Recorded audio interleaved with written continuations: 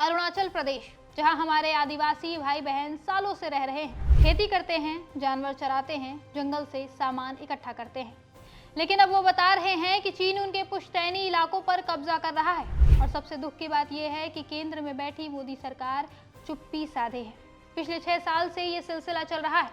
अरुणाचल प्रदेश के स्थानीय लोग भी अब ये बातें कह रहे हैं। अरुणाचल प्रदेश से एक वीडियो वायरल हो रहा है जिसमें एक स्थानीय लड़का बता रहा है कि जल्दी ही हम सब पूरा अरुणाचल चीन में होंगे क्योंकि सरकार कुछ नहीं कर रही है।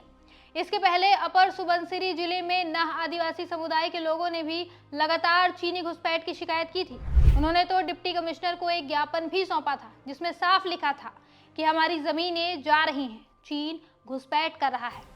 तब आदिवासियों ने बताया था कि जहां हम कुछ साल पहले तक आज़ादी से घूमते थे, जंगल से चीज़ें इकट्ठा करते थे, हमारे मवेशी चरते थे, वो सारी पुश्तैनी ज़मीन अब चीनी पीपल्स लिबरेशन आर्मी यानी PLA के कब्जे में जा चुकी है। दोस्तों, ये कोई छोटी मोटी बात नहीं है, ये हमारी मिट्टी है, हमारे पूर्वजों की ज़मीन है।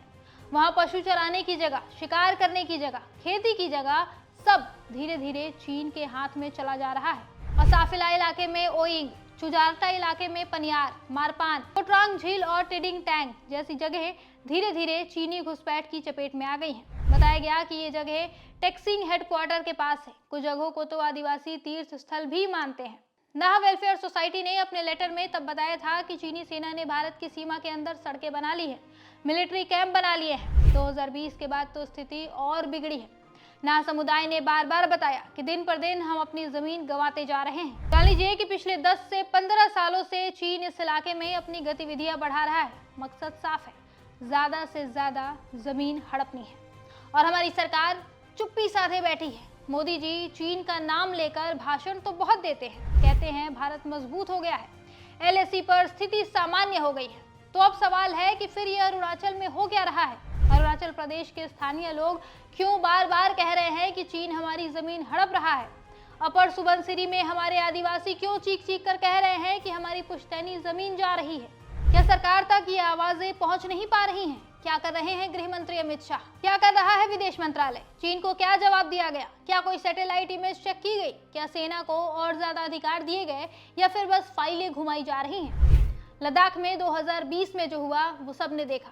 गलवान की शहादत सबको याद है। उसके बाद भी चीन ने कब्जे नहीं छोड़े। अब अरुणाचल में भी वही खेल चल रहा है। सरकार हर बार कहती है कोई कब्जा नहीं हुआ। सवाल करने पर मोदी जी एक डायलॉग मारते हैं, भारत की सीमा में न कोई आया है और ना कोई घुसा हुआ है। लेकिन जमीन पर रहने वाले लोग जो रोज देख रहे हैं, उनकी बात को नजरअंदाज किया जा रहा है। क्यों? मोदी सरकार पर सवाल उठता है कि आपने चीन के साथ कितनी बार बात की? क्या कोई ठोस समझौता हुआ चीन के साथ? आप लाल आंख दिखाएंगे भी या चीन ऐसे ही हमारी जमीनें हड़पता जाएगा और आप चुपचाप बैठे रहेंगे?